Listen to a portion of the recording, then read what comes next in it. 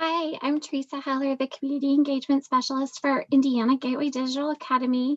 And I just wanted to host this session this evening as we are really getting full on into re-registration. We just kind of want to talk a little bit about why you should re-register with INGDA and what kind of new things can you expect from us next year.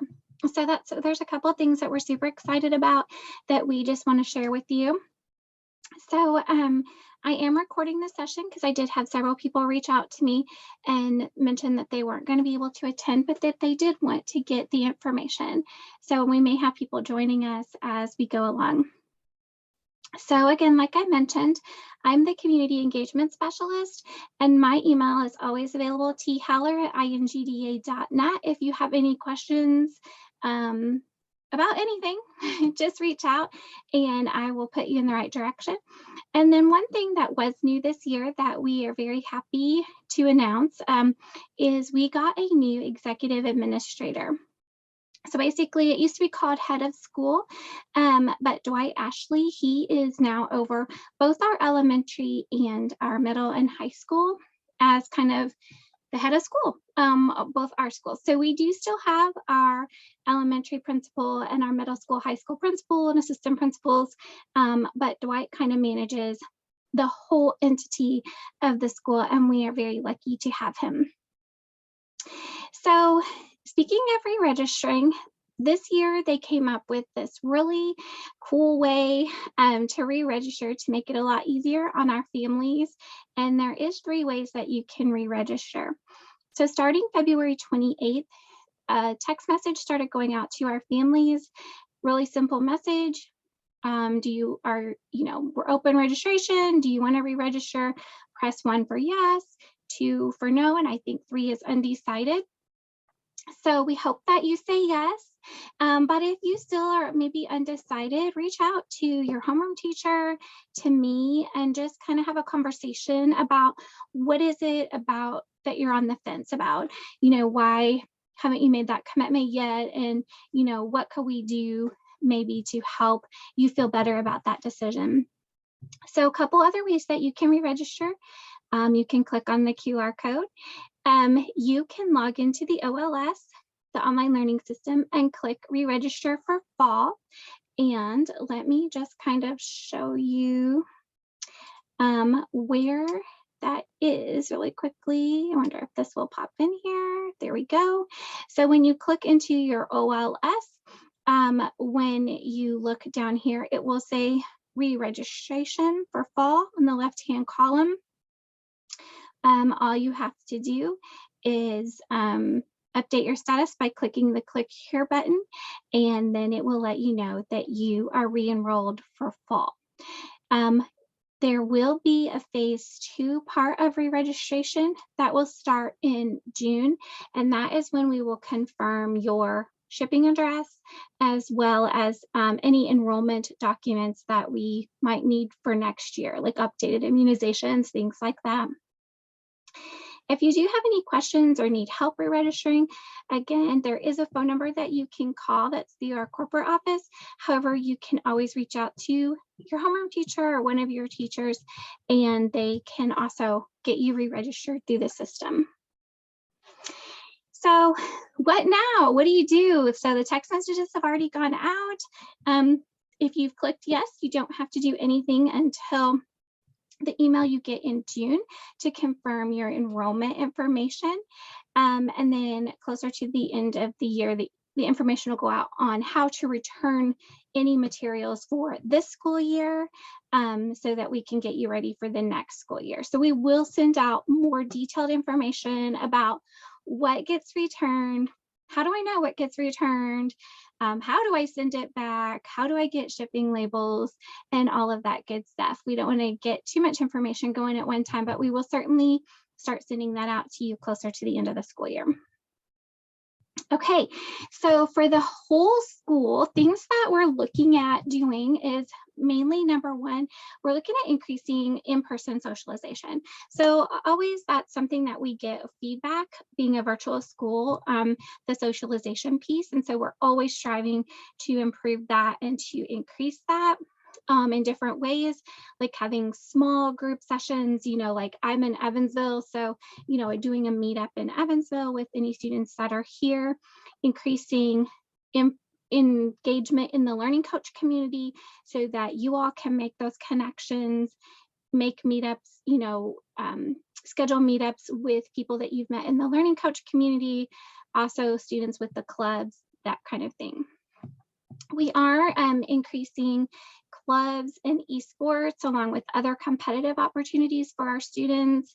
Some of the things that they're looking at, that they're in the process of working on, is like drone racing for some of our older students. One of the questions that I did have in the pre-survey that I did prior to the session was about PE and if we are going to bring that back next year. And our admin team is looking at bringing PE back in some capacity. We don't have all of the details lined out, but that is a discussion that is taking place and that they are working on. So for our high school students, one of the things that we added at the end of the year here is we are having a junior senior prom for our high school students, which we're very excited about, and I know that they are too.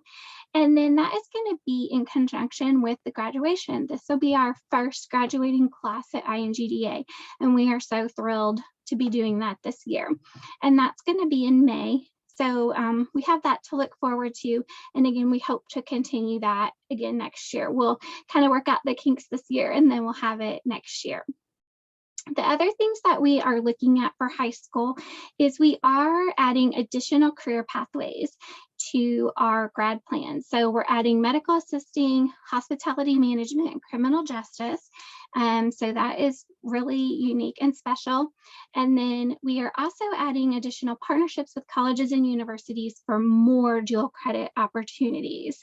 And if you're not familiar with the dual credit program, that is where students can take a class in high school and they get college credit for that. So that once they go to college, they're kind of already have a little head start, and it will hopefully save you a little bit more money down in the long run. And we all like saving money. So some other questions before I wrap up, I just want to cover some other questions that were asked of me in the pre-registration information that I sent out. One of the questions was about re-enrolling, and so kind of covered that a little bit. You have 3 ways to do that. You can do that on the online learning system, or just contact and connect with your homeroom teacher, one of the school counselors, myself, and we can get that switched over for you. It does, however, have to be the legal guardian that lets us know that you do want to re-register. If you're the learning coach and you're not the legal guardian is the one who has to actually make that decision. So how to connect with families who live near me. That's always, we get that question. So one great way is the learning coach community, and to be able to go into the learning coach community and talk with other coaches and put it out there. Hey, I live in the Indianapolis area, or we live in Maryville. I'm looking to meet up and connect my student with some other students, maybe get together at the library, the bowling alley. That is a great way. Another great way is the in-person testing, because that is students that are within like a 60-mile radius of that testing site. So that is really a great time for you to connect with other learning coaches, for your student to connect with other students that are there at that testing location, because for a fact that they are in your area. And typically, because of the testing times and the types of testing that they're doing, they're going to be in that grade band with your students. So we have, younger students are usually in the morning, high school students are usually in the afternoon. So you have that division there. So students' first day next year, that calendar will go out. I'm pretty sure it's sometime in August. I should have written that down. And again, returning the books.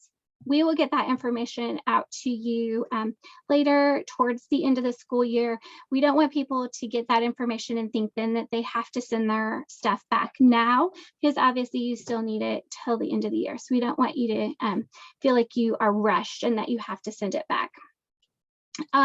Graduation is going to take place in the Indianapolis area. It's going to be at, I believe they're doing the graduation at the same location that they're doing the prom, which the prom is going to be at the Hilton there in Indianapolis.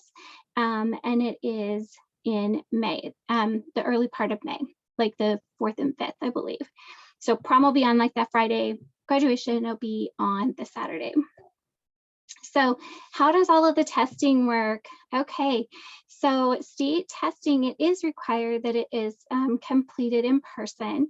And so we have a great software and a great testing coordinator that works to get our students testing at a location within about 60 miles of their home. We try not to go over that. Sometimes it could be 5 miles, sometimes it could be, 30 miles. So we try to get you within that radius. You will get notification of where you are testing and when you are testing.